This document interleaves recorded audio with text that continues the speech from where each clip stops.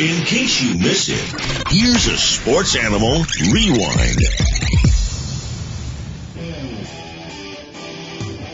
Let's talk college football. It's time for the Sports Page Summer of College Football, presented by Buddy Gregg RVs and Motorhomes, our daily preview of teams and conferences around the country for the upcoming college football season. Find Buddy Gregg RVs and Motorhomes on their Facebook page, their website at buddygregg.com, and follow them on Twitter at Buddy Gregg RVs. Now let's take a full conference look at the Sun Belt.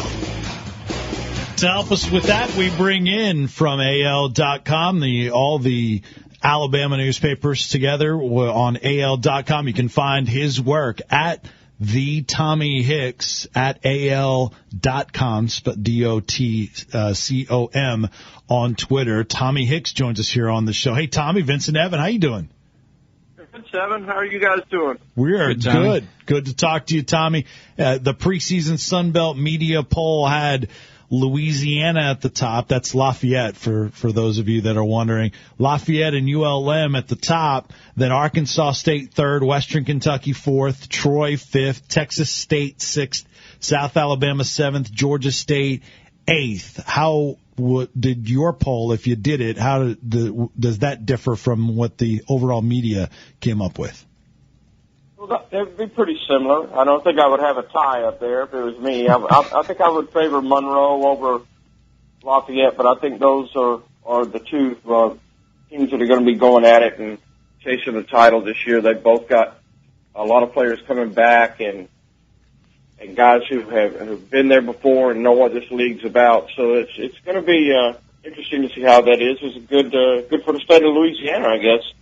Those guys are up there. And Arkansas State, I mean, while Gus is gone, the players are still there. A lot of the players are still there. They're going to miss Applin, their quarterback, who seemed like he was there for 20-something years. So he's finally gone, and I know the rest of the league's happy about that. But they've still got some talent there as well. So I think those three at the top are the teams to watch. Tommy, I hate to start at the bottom and work to the top, but the three teams at kind of the bottom of the standings right now are intriguing to me. They're both newish, or they're all three newish teams in Division I FBS football, and that's Texas State, South Alabama, and Georgia State. And the reason they're intriguing to me is those are all football hotbeds. I mean, South Alabama has Mobile all to itself. Georgia State has Atlanta. Texas State has Texas. It seems like those three programs, even though they're fledgling and new, are in geographic areas where they can scoop up a lot of prospects. Yeah, I think you're exactly right. These are going to be programs to watch in the future. You know, South is just going in. This will just be its fifth season of football ever. Georgia State, very similar. I think it's their fourth.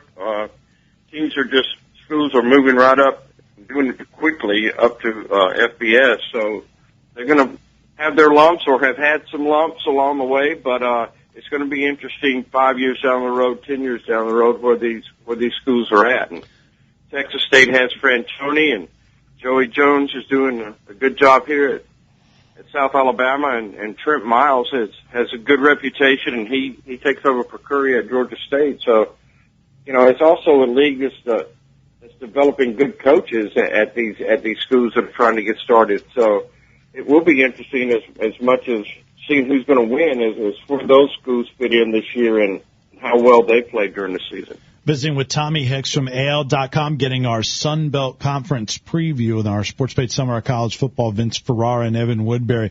Tommy, if you could, let's hit on the two Tennessee opponents. South Alabama will be at Tennessee September 28th.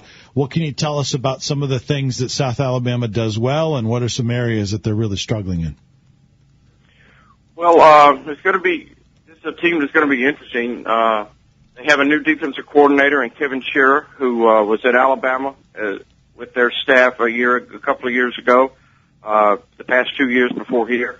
Robert Matthews, who had been at Southern Miss, is the offensive coordinator. He put in the spread last year, and now it's a matter of kind of filling some gaps. They're going to be a lot better team on both sides of the football this year, just because they have the experience of having gone through a Sun Belt schedule a year ago, and they have not only more talent, but they're deeper at all of their positions now. They've actually not going to have to just lean on starters and play them throughout the game or give them the majority of of the playing time. I think that's going to be a crucial issue. They're probably going to have 10 guys who weren't even in spring training that are going to play a lot of football for them, if not indeed jump right into starting roles for them. I guess the most interesting aspect of their team will be a quarterback, where Ross Matheny, a transfer from Virginia, he was a starter. He took over about the fourth game of the year last year and started the rest of the way out. He returns. Brandon Bridge, who is a transfer from Alcorn State, is a guy with a really huge arm and is very mobile. And it's going to be interesting to see how he fits in and see if he can win that starting job before they begin play on August the 29th. What's the status of them trying to get the former Alabama wide receiver, 4 or 5-star kid, Danny Woodson Jr., trying to get him eligible? What can you tell us about that? Well, I know that they have made the application. All the paperwork is in. But the NCAA doesn't run a 4.440. So, they're just waiting to hear back to see if that's gonna, go through in time. They did this last year with James Elliott, an offensive lineman who had transferred from Kentucky, and that process drug along. He was finally cleared, but the season had already started. I think they've gotten an earlier jump on the process for Woodson, and they feel pretty good. But at the same time, the compliance director here said a lot of times you can feel like you've got a slam dunk and it doesn't work out. So right now they're just on waiting mode. But that would be huge for them to get Woodson eligible this year to kind of start things out of the gate, and that would really upgrade their passing game a lot. Tommy, the trickle-down effect of conference realignment has probably been harshest on some of those teams towards the bottom, or some of those conferences towards the bottom. And I'm wondering, is there any hope of stability for the Sun Belt, or are they going to have to be watching for raids going on after every season for teams trying to move up to another conference, or other conferences coming in and raiding them for teams?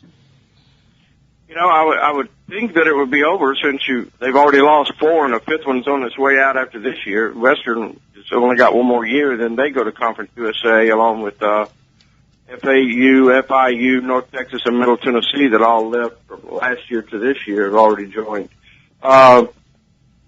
They have some stability coming in. They're bringing in Idaho and New Mexico State as football-only members to keep the football going. And then I think one of the smart things that they did was they're taking in a couple of schools that have really good football traditions. They just have them at the FCS level, and they're making their 2-year transition to FBS, and that's Appalachian State and Georgia Southern. They fit geographically, and they fit kind of the mold of what the league has become as far as getting new schools to the division, to that subdivision, and kind of developing there. And I think that's going to be the plan in the future. They still want to bring in one more so that in 2 years, they will have 12 teams that they can play divisional, and they can have a championship game and go from there. And it's going to be interesting to see where they go there. I think James Madison is a school that's receiving a lot of attention, but there's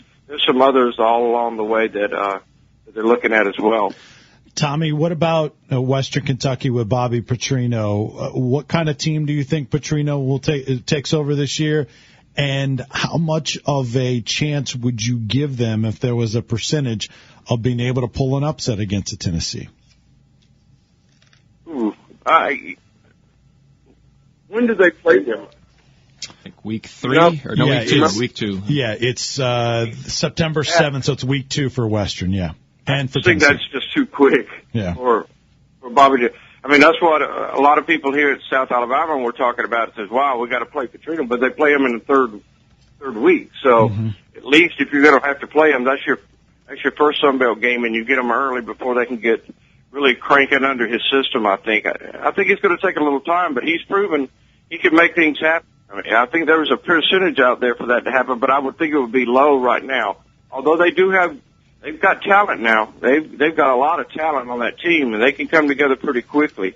I would give it a 40% chance that they could make that happen just based on guys they've got coming back. I mean, Antonio Andrews can hurt you not only as a linebacker but as a returner.